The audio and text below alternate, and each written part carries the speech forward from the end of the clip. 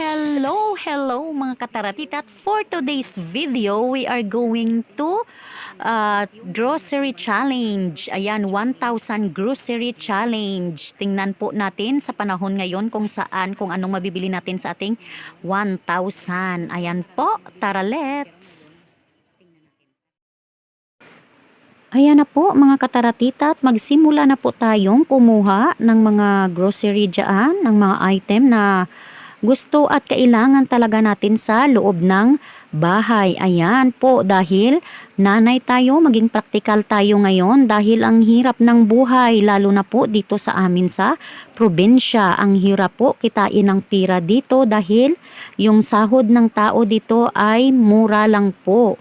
Ayan, dapat tayong mga nanay ay praktikal tayo kahit saan naman sa mundo at kahit ano pa kadami ang pera mo, dapat din maging praktikal tayo dahil yung pera kapag gastos ng gastos tayo ay talagang mauubos yan na hindi natin namamalayan. Ayan, kukuha tayo ng powder. Talagang sa malaking powder tayo kukuha dahil kapag sa mga maliliit, sa sachet po tayo ay talagang mapamahal po tayo. Kaya dyan po tayo sa malaki para sulit na wais pa. Ayan, kukuha tayo ng sabon. Dahil sabon po yan ng aking bunso. Dahil hindi po yan pwede sa merong mga amoy na mga sabon. Yung ginagamit ko pong sabon sa kanya ay hypoallergenic talaga. At ayun, kumuha tayo ng cream silk. Ayan, and then maghanap tayo. Pero bakit meron po akong nakikita na nagsushowing sa ating video mga kataratitat? Ayan po. Mamaya na lang po ay sasabihin ko sa inyo kung nakikita ko. Kukuha muna tayo ng shampoo.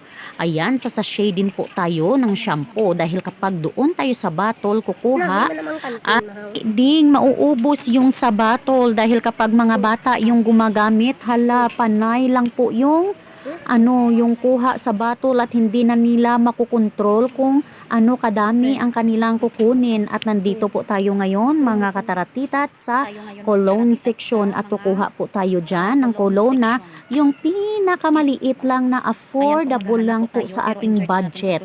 Ayan, siguro mga 27 pesos lang yan or 35 pesos. Insert po natin yan sa ating grocery challenge. Ayan, dahil kailangan din yan po natin at meron po akong anak na na dalaga. Ayan, kailangan niyang pa-cologne. Kahit na sa murang cologne lang, mabango-bango na rin yung yung amoy niya. Ayun, titisting po tayo. Ayan, dyan po ako natawa mga kataratitat dahil yung lotion na yan. Tinest ko lang yan kung mabango o hindi. Pagbukas ko, merong lumabas na lotion. Inahiya naman ako, merong CCTV dito. Kaya kukunin na lang natin ito. Mura lang naman dahil ang liit naman ng lotion na yan. Ayan, pero parang meron akong nakikita yung kanina pang sinasabi ko sa inyo. Bakit po, mga kataratitat, may pailok ka dyan? Ayan yung pailok mo. Saan na yan? Huwag mong i-showing sa mga kataratitat yung ilok mo. Parati na lang yan naka-showing sa mga kataratitat. Ayan, baka i-challenge kanila. Papaputian ng ilok. Wala tayong ilalaban dyan. Ayan, tara let's. Dito naman tayo po sa kabilang section. At maghanap naman tayo dito ng ating mga kailanganin. Yung mga mga mura lang na mabibili na kahit na hindi natin mabili lahat ay mayroong tig isa-isa na magagamit po natin. Ayan, dyan po ako sa cotton section, dito sa cotton. Ayan, hindi po ako bumili ng malaki dahil mahal po yung malaki. Yung 60 pesos plus yan. Kukuha tayo ng maliliit, yung dalawang maliliit dahil hindi ko naman yan ginagamit araw-araw. In case lang po na meron tayong paggamitan yan, kaya binili ko yan. Yan pong mga maliliit is 4 pesos lang yan each. Ang mura-mura lang, kaya dalawang piraso yung kinuha natin. Ayan, tara let's, punta naman tayo dito sa kabila. Ayan, tingin-tingin tayo kung anong meron dyan. Hindi tayo bibili niyan dahil ang mahal. Ayan, hindi yan kasya sa ating pa 1,000 pesos challenge. Pag binili natin yan, ay nako, kakaunti na lang yung grocery na mabibili natin talaga. Ayan, kukuha tayo ng panty liner dahil kailangan natin yan. At mura lang yan, 26 pesos lang yan yung panty liner. At meron ka na pong 20 pesos. Ayan. At saka ayan din, kailangan din natin ito mga babae. Ito talaga yung hindi mawawala sa ating grocery. Kapag tayo po ay nagro-grocerying mga nanay, tayong mga babae. Dahil yan po yung tinapay na pang tapal po natin sa ating. Ayun. Ayun, kuha po tayo ng asiti di mansanilla dahil ginagamit po namin yan pang haplas. Dahil yung bunso kong anak, ayaw ng haplas na yung maanghang, yung mga merong mentol. Ayun, ayaw niyan. Kaya kuha tayo ng asiti. Ayan, pero ngayon mga kataratita, hindi pa po tayo mag-grocery ng ating pang Noche Buena. Maghanap pa tayo ng pera para naman dyan. Dahil ngayon lang po ang grocery natin ay yung pang sa loob ng bahay lang po. Ayun. Dahil yung pang Noche Buena natin ay maghanap pa po tayo ng pera para pangbili naman dyan. Maging practical po tayo ngayon. Ilan lang naman yung pang Noche Buena natin dito.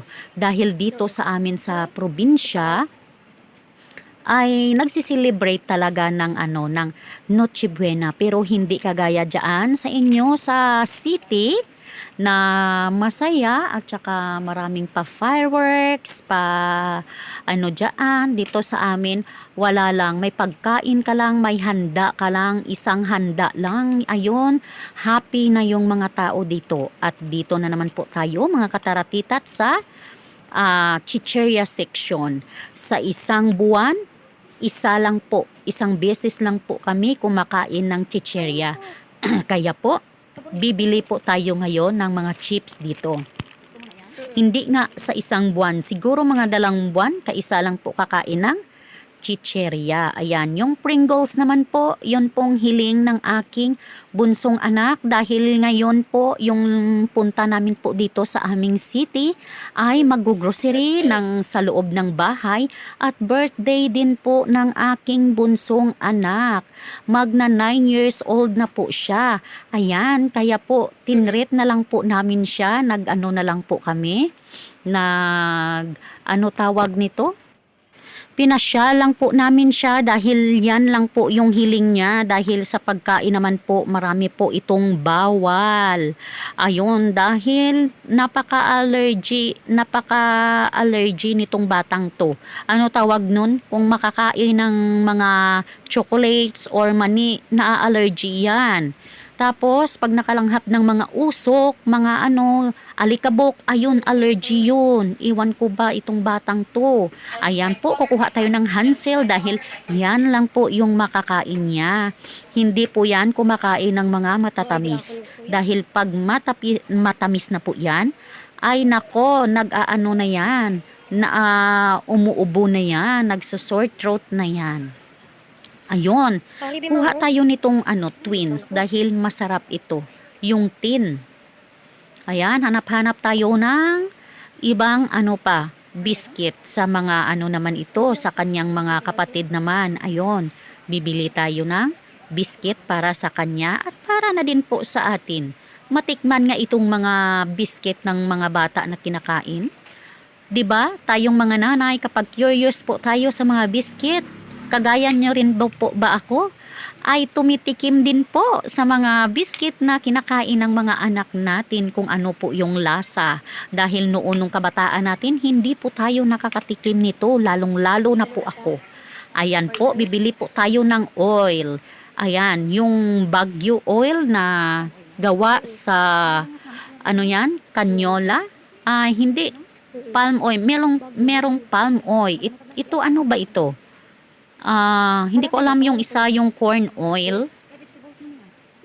Oo, corn oil. Tapos yung ayan po, pinili ko po yung canola oil. Dahil hindi naman po ito magagamitan ng oil na basta-basta lang binibili sa palengke. Ayan, sa mga convenience store. Dahil po nagsusort throat din. Ayun, hindi ko na alam pero tayong mga nanay kahit anong hirap ng buhay, kahit na tayong mga nanay at tatay wala tayong makain na sa atin talaga importante yung mga anak natin.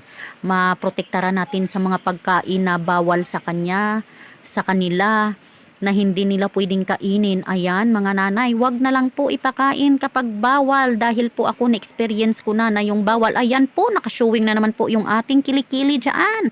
Ay nako nanay Kartaratita, itatago mo yung kilikili mo dyan dahil walang presyo yan. Sa kaitim, walang presyo yan, walang bibili. Ayan po, bibili po tayo ng Century Tuna na hot and oil. Isa lang po yung bibili natin dahil mahal din po ito. Ayan, para lang meron po tayong matikman-tikman kahit na ni isa-isa lang po. Ayan, kumuha tayo ng bihon at saka kumuha tayo ng sardinas. Yung sardinas na kinuha, dalawa lang. Dahil po yung kumakain ng sardinas, kami lang naman ng mga bata, ng papa niya, ayun. Dahil yung bunso namin, hindi talaga yan kumakain ng mga ganun. Pero kami kahit ano kinakain. Kung minsan nga wala kaming ulam, ay patis at tuyo na lang. Ayun. Ayan po, hindi po tayo dyan kukuha sa spam. Tingin-tingin lang po tayo dahil hindi po natin afford yung presyo niyan. Hanggang tingin na lang po tayo sa spam na yan. Pero talagang nakatikim na ako niyan. Ang sarap talaga. Kaso lang wala tayong hindi natin afford yon. At dito din na seksyon, titingin-tingin lang din tayo sa mga binibinta ditong mga hotdog, sausage. Ayun, dahil ang mahal din po. Tara po, pupunta na po tayo sa sa counter section na po tayo. Ayan, pero habang lumalakad po ay meron pang mga tinitingnan-tingnan. Ayan, ay nabubusog lang po yung mata. Pero hindi po nabubusog yung ating tiyaan. Dahil po, ayan, ang mamahal. Tig 300 pesos yung isa. Hindi natin afford yan. Hindi po natin kaya yan. Tuwing pupunta po kami ng city, alam nyo, yung grocery talaga namin, yan lang po. 1,000 lang po. Kaya ngayon, yun yung naisip ko na mag-go-grocery challenge tayo sa 1,000 pesos kung ano pa yung mabibili natin. Kahit pa unti-unti lang, okay na lang yun. Ayan na po, huhusgaran na po natin kung magkano ba lahat yung ating na grocery ngayon. Ayan po, tingnan nyo, 1,400, okay na rin.